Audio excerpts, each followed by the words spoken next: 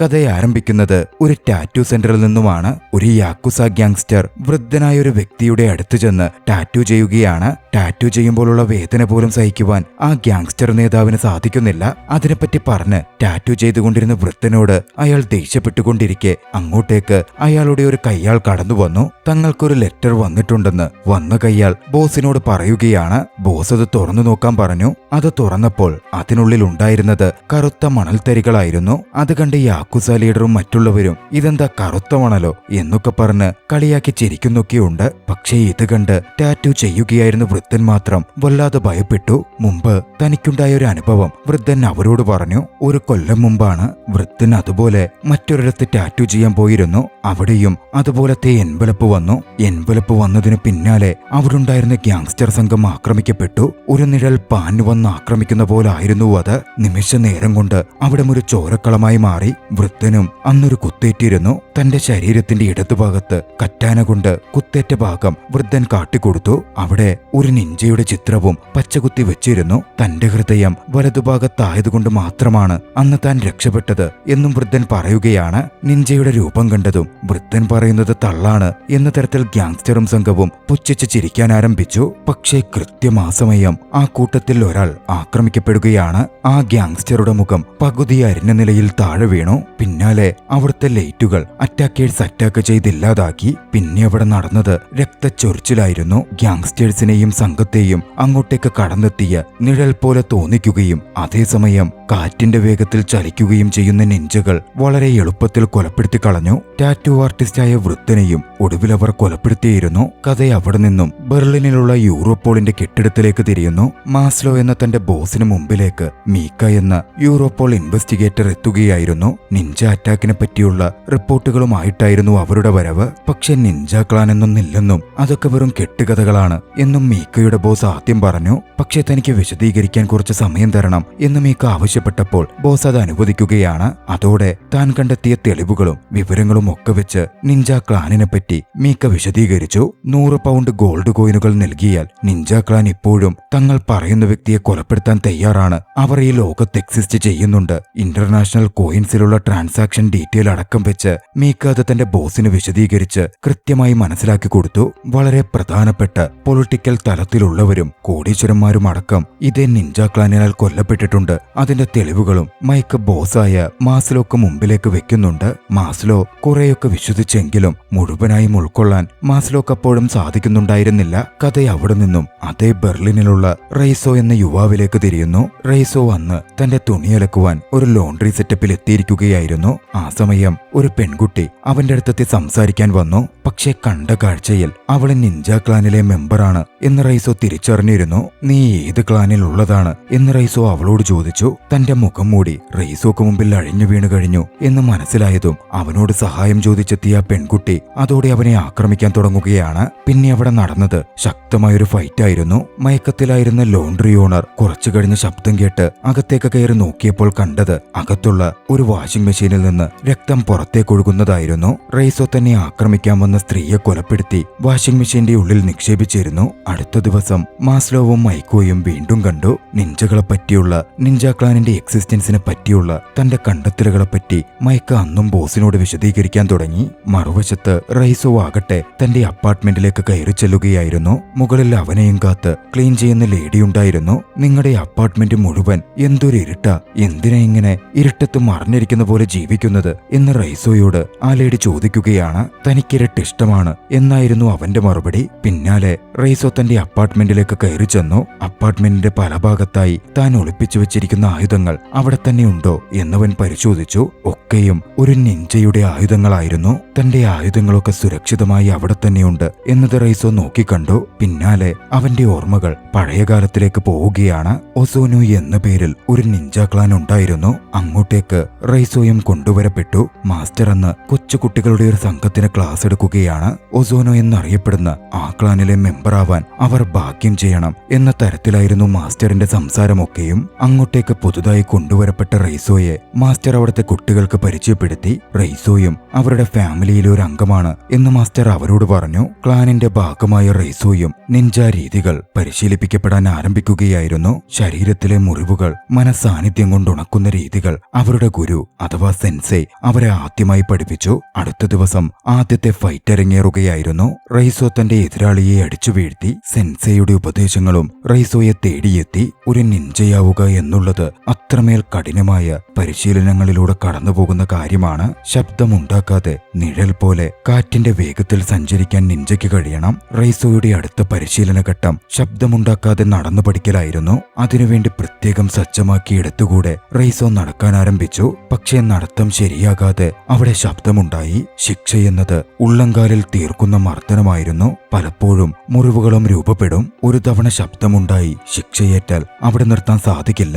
വീണ്ടും പരിശീലനം തുടരണം. അന്ന് സന്ധ്യയായപ്പോഴേക്കും റെയ്സോയുടെ കാൽ നിറയെയും മുറിവുകളുണ്ടായിരുന്നു. രാത്രിയിൽ ഉറങ്ങാൻ സാധിക്കാതെ റെയ്സോ വേദന കൊണ്ട് പൊളഞ്ഞു. പക്ഷേ അവരുടെ ക്ലാനിലെ ഒപ്പം പരിശീലിക്കുന്നൊരു പെൺകുട്ടി വന്ന് അവന്റെ കാലിൽ മരുന്നുകൾ വെച്ചു നൽകി. സഹാനുഭൂതിയും മറ്റും ക്ലാനിൽ വിലക്കപ്പെട്ടിട്ടുള്ളതാണെങ്കിലും ആ പെൺകുട്ടി അവനോട് കരുണ കാട്ടി. അവനും അവളോടൊരു ഇഷ്ടം തോന്നിയിരുന്നു. ഫ്ലാഷ് ബാക്ക് അവസാനിച്ച് കഥ പ്രസന്റിലേക്ക് വരുന്നു. റെയ്സോ തന്റെ പഴയകാലമോർത്ത് ബെഡിൽ കിടന്നു. അടുത്ത ദിവസം മൈക്ക നിഞ്ച ക്ലാനിനെ പറ്റിയുള്ള അന്വേഷണവുമായി ബന്ധപ്പെട്ട് ഒരു ലേഡിയുടെ വീട്ടിലെത്തി. അവരുടെ ഭർത്താവ് അടുത്ത് കൊല്ലപ്പെട്ടിരുന്നു. അതിനെപ്പറ്റി അവരോട് ചോദിച്ചു. അവർ മറുപടി പറഞ്ഞു. അവരുടെ ഭർത്താവ് സബോട്ടിൻ നിഞ്ച ക്ലാനിനെ പറ്റി അന്വേഷണം നടത്തുകയും ഒരു റിപ്പോർട്ട് തയ്യാറാക്കുകയും ചെയ്തിരുന്നു. അതിനുശേഷം അദ്ദേഹം വല്ലാതെ പാനിക്കായി കാണപ്പെട്ടിരുന്നു. എല്ലാ വാതിലിനും 2 ലോക്കുകൾ വെച്ചു. പുറത്തു പോകാൻ വല്ലാതെ ഭയപ്പെട്ടു. വീടിന് ചുറ്റും ലൈറ്റുകളും ക്യാമറകളും ഒക്കെ അദ്ദേഹം പിടിപ്പിച്ചു. എന്റെ ഹസ്ബൻഡ് ഒരു സോൾജർ ആയിരുന്നു. അങ്ങനെ പേടിച്ചും പതറിയും അദ്ദേഹത്തെ അതിനു മുമ്പ് ഞാൻ കണ്ടിട്ടേയില്ല. ഒരിക്കൽ എന്റെ ഭർത്താവിനടുക്കൽ വന്ന് ഒരാൾ സംസാരിച്ചു പോയിരുന്നു. അതാരാണെന്ന് തനിക്കറിയില്ല. പിന്നാലെ എങ്ങനെയാണ് അദ്ദേഹം കൊല്ലപ്പെടുന്നത് എന്ന് മീക്ക അവരോട് ചോദിച്ചു. അവർ മറുപടി പറഞ്ഞു. പതിവ് പോലെ ഒരു ദിവസം പെട്ടെന്ന് വീട്ടിലെ ലൈറ്റുകൾ മുഴുവൻ ഓഫായി. അന്ന് രാത്രിയിൽ തന്നെ അദ്ദേഹം ആക്രമിക്കപ്പെട്ട് കൊല്ലപ്പെടുകയായിരുന്നു. തന്റെ ഹസ്ബൻഡ് സൂക്ഷിച്ചിരുന്ന ഫയലുകൾ അതിൽ ചിലത് മിസസ് സെബാട്ടിൻ മീക്കക്ക് കൈമാറുകയാണ്. മീക്ക ആ ഫയലുകളുമായി നേരെ വീട്ടിലെത്തി. അത് പരിശോധിക്കുമ്പോൾ അതിൽ നിന്നൊരു ടേപ്പ് കാസറ്റ് അവൾക്ക് ലഭിക്കുകയാണ്. അവൾ അത് പ്ലേ ചെയ്തു. അത് മിസസ് സബാട്ടിന്റെ വീട്ടിലെ CCTV ഫൂട്ടേജ് ആയിരുന്നു. അതിൽ വന്ന് ക്യാമറയിലേക്ക് നോക്കി നിൽക്കുന്ന റെയ്സോയുടെ ചിത്രവും മീക്ക നോക്കിക്കാണുന്നുണ്ട്. മറുവശത്ത് റെയ്സോ ആകട്ടെ തന്റെ അപ്പാർട്ട്മെന്റിൽ തന്റെ വെപ്പൺസ് ഉപയോഗിച്ച് കഠിനമായ പരിശീലനം നടത്തുകയായിരുന്നു. പരിശീലനത്തിന്റെ ഒരു ഘട്ടത്തിൽ അവന്റെ ഓർമ്മകൾ വീണ്ടും പഴയകാലത്തിലേക്ക് പോയി. ക്ലാനിൽ പരിശീലനം കിട്ടി വളർന്നുകൊണ്ടിരുന്ന റെയ്സോയുടെ കൗമാരകാലം. ആ ക്ലാനിലെ തന്നെ ഏറ്റവും മികച്ച പോരാളിയായി റെയ്സോ മാറിക്കൊണ്ടിരുന്നു. പക്ഷേ ഒരു ഫൈറ്റിൽ റെയ്സോ എതിരാളിയായ ടക്കേഷിയുമായി ഫൈറ്റ് ചെയ്യുകയായിരുന്നു. പക്ഷേ ടക്കേഷി അതിൽ ഫൗള് കാണിച്ചു. തീച്ചട്ടിയിൽ ഒന്ന് അവന്റെ നേരെ തട്ടിവിട്ട് ഫ്ലെയിംസ് കാരണം റെയ്സോ മുഖം തെറ്റിച്ചപ്പോൾ ടക്കേഷി റെയ്സോയെ അടിച്ചു വീഴ്ത്തുകയായിരുന്നു. പക്ഷേ അവിടുണ്ടായിരുന്ന സെൻസൈ ടക്കാഷിയെ കുറ്റപ്പെടുത്തിയില്ല. പകരം പരാജയപ്പെട്ട റെയ്സോയെ ശിക്ഷിക്കുകയായിരുന്നു ചെയ്തത്. നിഞ്ചയുടെ രീതിയിൽ വയറ്റത്ത് മർമ്മസ്ഥാനത്ത് കൊടുക്കുന്ന ശക്തമായ ഒരു പ്രഹരം. അതേറ്റാൽ അത്രമേൽ വേദന അനുഭവപ്പെടുമായിരുന്നു. വേദന കൊണ്ട് റെയ്സോ വല്ലാതെ പൊളഞ്ഞു. അന്ന് രാത്രി മുഴുവൻ മരുന്നൊന്നുമില്ലാതെ ആ വേദന സഹിച്ച് റെയ്സോ കഴിച്ചു കൂട്ടണമെന്നും പിറ്റേന്ന് ഫൈറ്റിന് തയ്യാറെടുക്കണം എന്നും സെൻസൈ അവനോട് പറഞ്ഞിരുന്നു. ഇതൊക്കെ ദുഃഖത്തോടെ അവരെ പണ്ട് സഹായിച്ച പെൺകുട്ടി നോക്കിക്കാണുന്നുമുണ്ട്. അന്ന് രാത്രിയിൽ റെയ്സോയെ അതിനുവേണ്ടി ഒരു മുറിയിൽ മാസ്റ്റർ ലോക്ക് ചെയ്യുകയും ചെയ്തിരുന്നു. പിറ്റേന്ന് പുലർച്ചെ സെൻസൈ വന്ന് നോക്കുമ്പോൾ കണ്ടത് മെഡിറ്റേറ്റ് ചെയ്ത് തന്റെ വേദനയെ അതിജീവിച്ചിരിക്കുന്ന റെയ്സോയെയായിരുന്നു. റെയ്സോയുടെ ആ മനഃശക്തിയെ, വേദനയെ അതിജീവിച്ച കഴിവിനെ മാസ്റ്റർ അഭിനന്ദിച്ചു. പിന്നാലെ വീണ്ടും പരിശീലനത്തിനായി കൂട്ടിക്കൊണ്ടുപോയി. ഫ്ലാഷ് ബാക്ക് അവസാനിച്ച് കഥ പ്രസന്റിലേക്ക് വരുന്നു. അടുത്ത ദിവസം ഓഫീസിലായിരുന്ന മീക്കയെ കാണുവാൻ ഏജന്റ് സെബ്രാസ്കി എന്നു പേരുള്ള ഒരു വ്യക്തി എത്തിയിരുന്നു. മീക്ക അപ്പോൾ അന്വേഷിച്ചുകൊണ്ടിരിക്കുന്ന ചില കാര്യങ്ങളെപ്പറ്റിയും പതിവില്ലാതെ മീക്കയും മാസ്ലോയും തമ്മിൽ ലഞ്ചിന് പോയി ഡിസ്കസ് ചെയ്യുന്ന കാര്യങ്ങളെപ്പറ്റിയും ആ ഏജന്റ് ചില ചോദ്യങ്ങൾ ചോദിച്ചു. പക്ഷേ മീക്ക ഒന്നും വിട്ടുപറഞ്ഞില്ല. പക്ഷേ തങ്ങളുടെ ഏജൻസി തന്നെ ശ്രദ്ധിക്കുന്നുണ്ട് എന്ന് മീക്ക തിരിച്ചറിയുന്നുണ്ടായിരുന്നു. അതുകൊണ്ട് അതുകൊണ്ട് മാസ്ലോക്കൊപ്പം അടുത്ത ദിവസം സംസാരിക്കുമ്പോൾ മീക്ക കാര്യങ്ങൾ മാസ്ലോയെ അറിയിച്ചു. തങ്ങൾ അതുകൊണ്ട് കൂടുതൽ സൂക്ഷ്മമായി കാര്യങ്ങൾ മുന്നോട്ട് കൊണ്ടുപോകണം എന്ന് മാസ്ലോ അവളോട് പറയുകയാണ്. പക്ഷേ അവര് ആരോ കാര്യമായി ശ്രദ്ധിക്കുകയും അവരുടെ ഫോട്ടോ പകർത്തുകയും ഒക്കെ ചെയ്യുന്നുണ്ടായിരുന്നു. പക്ഷേ അന്ന് മീക്ക ആക്രമിക്കപ്പെട്ടൊന്നുമില്ല. സുരക്ഷിതയായി അവൾ വീട്ടിലെത്തി. തനിക്ക് കിട്ടിയ ഡോക്യുമെന്റുകൾ പരിശോധിച്ച് നിഞ്ച ക്ലാനിനുള്ളതിനെപ്പറ്റി മീക്ക കൂടുതലായി മനസ്സിലാക്കാൻ ആരംഭിച്ചു. അടുത്ത ദിവസം റെയ്സോ തെരുവിലൂടെ നടക്കുകയായിരുന്നു. പെട്ടെന്ന് അവന്റെ മനസ്സിലേക്ക് വീണ്ടും പഴയകാലം മൂടിയെത്തി. നിഞ്ച ക്ലാനിൽ ഉണ്ടായിരുന്ന കാലത്ത് അവനെ സഹായിച്ചിരുന്ന സഹാനുഭൂതിയുള്ള ആ പെൺകുട്ടി ഉണ്ടായിരുന്നല്ലോ, കിരിക്കോ എന്നായിരുന്നു അവളുടെ പേര്. അവളോട് അവനൊരു ക്രഷുമുണ്ടായിരുന്നു. നിഞ്ച ക്ലാനിലെ റൂളുകളൊന്നും അവൾ കാര്യമായി എടുത്തിരുന്നില്ല. തനിക്ക് സന്തോഷം കിട്ടുന്ന കാര്യങ്ങൾ അവൾ എപ്പോഴും ചെയ്തിരുന്നു. അവളുടെ ആ പ്രവൃത്തികൾ പിടിക്കപ്പെട്ടാൽ സെൻസൈ ക്രൂരമായി ശിക്ഷിക്കും എന്നൊക്കെ റെയ്സോ അവൾക്ക് വാണിംഗ് കൊടുത്തെങ്കിലും അവളതൊന്നും കാര്യമായി എടുത്തതേയില്ല. കിരിക്കോയെപ്പറ്റിയുള്ള ഓർമ്മകൾ റെയ്സോയുടെ ഉള്ളിൽ വെറുപോലെ ആളിക്കത്തിയിരുന്നു. കണ്ണുകെട്ടി കിരിക്കോയെപ്പറ്റിയുള്ള ഓർമ്മകളുടെ തീ മനസ്സിൽ പേറി അവൻ കഠിനമായി പരിശീലിച്ചു. വീണ്ടും അവന്റെ ഉള്ളിലേക്ക് ഓർമ്മകൾ ഓടിയെത്തി. നിഞ്ച ക്ലാനിൽ വെച്ച് ടക്കേഷിയുമായി റെയ്സോയുടെ ഫൈറ്റുകൾ വീണ്ടും നടന്നിരുന്നു. പക്ഷേ ഇത്തവണ റെയ്സോ ടക്കേഷിയെ നിലംപരിശാക്കി. പിന്നീട് കിരിക്കോയുടെ ഫൈറ്റുണ്ടായിരുന്നു. എതിരാളിയെ കിരിക്കോയും അടിച്ചു വീഴ്ത്തി. കിരിക്കോയുടെ ഫൈറ്റ് കൊണ്ട് വീണ എതിരാളിയുടെ മുഖത്ത് പരാജയത്തിന്റെ പാട് തീർക്കാൻ മാസ്റ്റർ കിരിക്കോയുടെ കയ്യിലേക്ക് ബ്ലേഡ് കൊടുത്തു. പക്ഷേ അവന്റെ മുഖത്ത് മുറിപ്പാടുണ്ടാക്കുവാൻ കിരിക്കോ ഒരുക്കമായിരുന്നില്ല. അവൾ അതിന് വിസമ്മതിച്ചു നിന്നതും ഒരു ദാക്ഷിണ്യവുമില്ലാതെ മാസ്റ്റർ അവളുടെ മുഖം ബ്ലേഡ് കൊണ്ട് കീറിക്കളഞ്ഞു. പിന്നാലെ മനസ്സിൽ സഹാനുഭൂതിയുള്ള മനസ്സ് കല്ലല്ലാത്ത അവളെ ആ ക്ലാനിന്റെ ജയിലിലേക്ക് മാറ്റി. ഭക്ഷണമോ വെള്ളമോ ഒന്നും കൊടുക്കാതെ ആ ഇടുങ്ങിയ ജയിലിൽ അവൾ കഴിയണമായിരുന്നു. പക്ഷേ ആരും കാണാതെ റെയ്സോ അവളുടെ അടുത്തെത്തി. വായിൽ കൊണ്ടുവന്നിരുന്ന വെള്ളം അവൾക്കായി പകർന്നു നൽകി. വൈകാതെ ജയിലിൽ നിന്ന് കിരിക്കോ മോചിതയായിരുന്നു. പക്ഷേ അവിടെ തുടരൽ തന്നെ കൊണ്ട് പറ്റുന്ന കാര്യമല്ല എന്ന് മനസ്സിലാക്കി കിരിക്കോ ക്ലാനിൽ നിന്ന് രക്ഷപ്പെട്ടു പോകുവാൻ തീരുമാനിക്കുകയാണ്. എങ്കിലും അതത്ര എളുപ്പമല്ല. പിടിക്കപ്പെട്ടാൽ അവർ കൊന്നുകളയും. കിരിക്കോ രക്ഷപ്പെട്ടു പോകാൻ ശ്രമിക്കുന്നത് റെയ്സോ കണ്ടിരുന്നു. റെയ്സോ കിരിക്കോയുടെ അടുത്തെത്തി അതിന്റെ മോശം വശങ്ങൾ പറഞ്ഞുകൊടുത്ത് അവളെ തടഞ്ഞു നിർത്താൻ ശ്രമിച്ചെങ്കിലും തന്നോടൊപ്പം അവനോടും വരാനായിരുന്നു കിരിക്കോ ആവശ്യപ്പെട്ടത്. റെയ്സോ പക്ഷേ അപ്പോൾ മടിച്ചു നിന്നു. തന്റെ മനസ്സുറപ്പിച്ചിരുന്ന കിരിക്കോ ആകട്ടെ ക്ലാനിന്റെ മതില് ചാടി അവിടെ നിന്ന് രക്ഷപ്പെട്ടു പോവുകയുമുണ്ടായി. കഥ പ്രസന്റിലേക്ക് വരുന്നു. മീക്കയെ പറ്റിയുള്ള വിവരങ്ങളും മറ്റും ഒരാളിൽ നിന്നും റെയ്സോക്ക് വന്നെത്തുകയാണ്.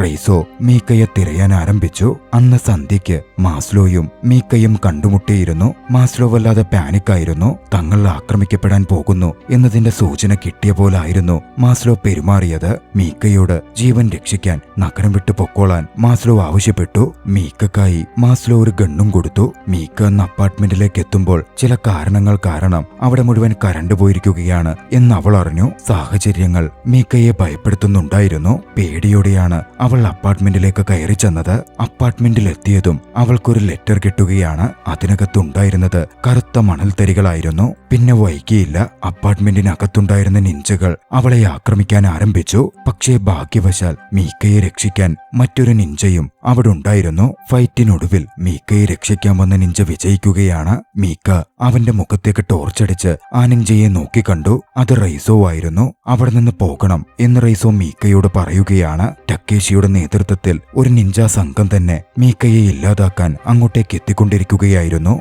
കഥ പെട്ടെന്ന് അവിടെ നിന്നും ഫ്ലാഷ് ബാക്കിലേക്ക് പോകുന്നു. നിഞ്ച ക്ലാൻ വിട്ട് കിരിക്കോ രക്ഷപ്പെട്ടു പോവാൻ ശ്രമിച്ചെങ്കിലും ക്ലാൻ മെമ്പേഴ്സിനാൽ അവൾ പിടിക്കപ്പെട്ടിരുന്നു. എല്ലാവരുടെയും മുമ്പിൽ വെച്ച് അവിടുത്തെ തൂണിൽ അവളെ കെട്ടിനിർത്തി. ശേഷം ശിക്ഷയായി കിരിക്കോയുടെ ശരീരത്തിലേക്ക് ഒരു കറ്റാന അവർ കുത്തിയിറക്കുകയും ചെയ്തു. വേദന കൊണ്ട് പൊളയുന്ന കിരിക്കോയെ നോക്കി നിൽക്കാനല്ലാതെ റെയ്സോക്ക് സാധിക്കുമായിരുന്നില്ല. കഥ പ്രസന്റിലേക്ക് തിരികെ വരുന്നു. നിഞ്ച ആക്രമണത്തിൽ നിന്ന് രക്ഷപ്പെടുത്തിയ മീക്കയുമായി റെയ്സോ കാറിൽ രക്ഷപ്പെട്ടു പോവുകയാണ്. ആ സമയം മീക്ക റെയ്സോയോട് ഒരു ചോദ്യം ചോദിച്ചു. അതേ നിഞ്ച ക്ലാനിലെ അംഗമായിരുന്നിട്ടും റെയ്സോ ഇപ്പോൾ എന്തിനാണ് അവർക്കെതിരെ തിരിഞ്ഞിരിക്കുന്നത് എന്നായിരുന്നു ആ ചോദ്യം. അവന്റെ മനസ്സിലേക്ക് പഴയൊരു ഓർമ്മ അതോടെ ഓടിയെത്തി. കിരിക്കോ പിടിക്കപ്പെട്ട് ശിക്ഷിക്കപ്പെട്ടതിന് പിന്നാലെ ഒരു ദിവസം റെയ്സോയുടെ ആദ്യ അസൈൻമെന്റ് വന്നിരുന്നു. വളരെ ഭീമാകാരനായ ഒരാളെ ആക്രമിച്ച് കൊലപ്പെടുത്തി അയാളുടെ ഗോൾഡ് വാച്ച് തനിക്കായി കൊണ്ടുവരണം എന്ന് ക്ലാൻ മാസ്റ്റർ സെൻസൈ അവനോട് ആവശ്യപ്പെട്ടു. ഒരു ടോയ്ലറ്റിൽ വെച്ചായിരുന്നു മാസ്റ്റർ പറഞ്ഞ ആൾക്കെതിരെ റെയ്സോയുടെ ഫൈറ്റ് നടന്നത്.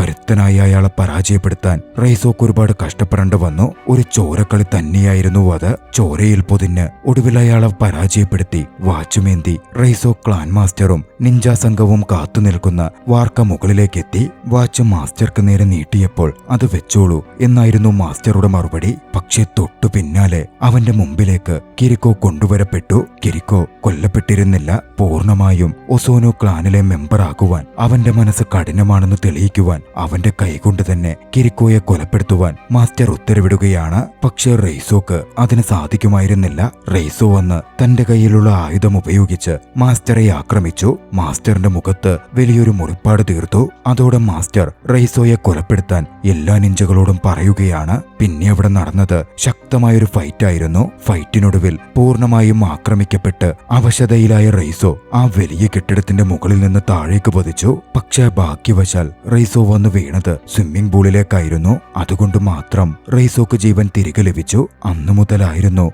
റെയ്സോ ക്ലാനിനെതിരെ തിരിയുന്നത്. ക്ലാനിന്റെ മിഷനുകൾ മനസ്സിലാക്കുന്നവൻ ക്ലാനിന്റെ പ്രവൃത്തികൾ തടയാൻ ഇപ്പോൾ ശ്രമിച്ചുകൊണ്ടിരിക്കുകയാണ്. ഒക്കെ കേട്ടുകഴിഞ്ഞതും മീക്ക അവനടുക്കൽ ഒരു കാര്യം പറഞ്ഞു. തനിക്ക് ഒസൂനു ക്ലാനിന്റെ സങ്കേതം കണ്ടെത്തണം. സങ്കേതം കണ്ടെത്തിയാൽ ക്ലാൻ പൂർണ്ണമായും നശിപ്പിക്കാൻ നമുക്ക് സാധിക്കും. അവർ സുരക്ഷിതമായി ബെർലിനിലെ മറ്റൊരു അപ്പാർട്ട്മെന്റിലെത്തി. ഇരുവർക്കും വസ്ത്രങ്ങൾ മാറണമായിരുന്നു. നിഞ്ചകൾക്ക് മണം മനസ്സിലാക്കി പിന്തുടർന്നു വരാൻ കഴിവുണ്ടെന്നും അതുകൊണ്ട് വസ്ത്രം മാറണമെന്നും ശരീരത്തിലെ മണങ്ങൾ ഇല്ലാതാക്കണമെന്നും പറഞ്ഞ് റെയ്സോ തന്നെയായിരുന്നു അത് സജസ്റ്റ് ചെയ്തതും മണമില്ലാതാക്കാൻ വേണ്ട കാര്യങ്ങൾ പ്രവർത്തിച്ചതും. മീക്ക പിന്നാലെ മാസ്ലോയെ വിളിച്ച് സംസാരിച്ചു. റെയ്സോയെ പറ്റി പറയുകയും റെയ്സോയുടെ റോയൽറ്റിയെ പറ്റിയും റെയ്സോ തങ്ങളെ സഹായിക്കാം എന്നിട്ട കാര്യം സംസാരിക്കുകയും ചെയ്തു. ശേഷം മാസ്ലോയെ മീറ്റ് ചെയ്യുവാൻ മാസ്ലോ പറഞ്ഞതിൻ പ്രകാരം ഒറ്റപ്പെട്ട ഒരിടത്തേക്ക് റെയ്സോയും മീക്കയും ചെല്ലുകയാണ്. പക്ഷെ അവിടെ എത്തിയതും റെയ്സോയെ അറസ്റ്റ് ചെയ്യുവാൻ മാസ്ലോ പോലീസ് സംഘവുമായിട്ടായിരുന്നു എത്തിയിരുന്നത്. അത് കണ്ടതും മീക്ക മാസ്ലോയോട് ദേഷ്യപ്പെട്ടു. മാസ്ലോ പറഞ്ഞു,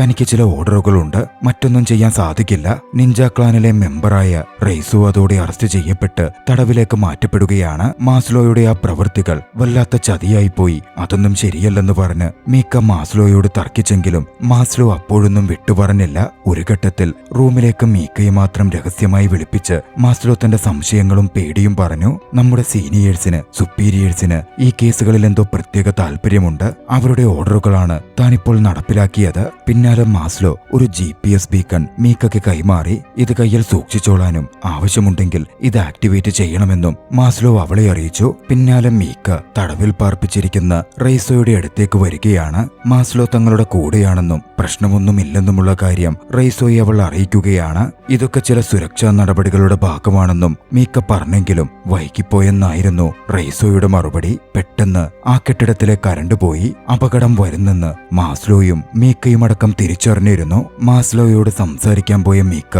റെയ്സോയുടെ മുറിയിലേക്കെത്തി. മറുവശത്ത് അങ്ങോട്ടേക്ക് എത്തിയിരുന്ന നിഞ്ച അസാസിൻസ് ആക്രമണം ആരംഭിച്ചിരുന്നു. ഭാഗ്യവശാൽ റെയ്സോയെ ബന്ദിയാക്കിയിരുന്ന കീ മീക്കയുടെ പക്കൽ കിട്ടിയിരുന്നു. മീക്ക റെയ്സോയെ മോചിപ്പിച്ചു. ശേഷം മീക്കയെയും കൂട്ടി റെയ്സോ പുറത്തേക്ക് പോകാൻ ആരംഭിച്ചു. വഴിയിൽ വരുന്ന അസാസിൻസിനെയൊക്കെ റെയ്സോ എതിരിടുകയും ചെയ്യുന്നുണ്ടായിരുന്നു. ശക്തമായ ഫൈറ്റ് നടന്നു. ഇതിനിടയിൽ മീക്ക വിദഗ്ധമായി പുറത്ത് തന്റെ കാറിലേക്കെത്തി. അപ്പോഴും അകത്ത് ഫൈറ്റ് അരങ്ങേറുകയായിരുന്നു. ടക്കേഷിക്കും സംഘത്തിനുമെതിരെ റെയ്സോ കനത്ത ഫൈറ്റിൽ ഏർപ്പെട്ടു. സാരമായ പരിക്കുകൾ ഏറ്റെങ്കിലും റെയ്സോ അവർക്കെതിരെ പോരടിച്ചുകൊണ്ടേയിരുന്നു. ഇതിനിടയിൽ കാറിലിരിക്കുകയായിരുന്ന മീക്കയെയും നിഞ്ചകൾ ആക്രമിക്കാനെത്തുകയാണ്. ഭയന്ന മീക്ക കാറെടുത്ത് മുമ്പോട്ട് പായിച്ചു. ഇതിനിടയിൽ റെയ്സോയുടെയും സംഘത്തിന്റെയും ഫൈറ്റ് റോട്ടിലേക്കും നീണ്ടിരുന്നു. ഒരു ഘട്ടത്തിൽ റെയ്സോയെ കൊല്ലാനാന നിഞ്ചയെ കാറുകൊണ്ട് തട്ടിത്തെറിപ്പിച്ച് മീക്ക റെയ്സോയെ രക്ഷപ്പെടുത്തി കൊണ്ടുപോവുകയാണ്. ശേഷം പരിക്കേറ്റ റെയ്സോയുമായി സുരക്ഷിതമായ ഒരു അപ്പാർട്ട്മെന്റിലേക്ക് മീക്കയെത്തി. റെയ്സോക്കടുത്ത്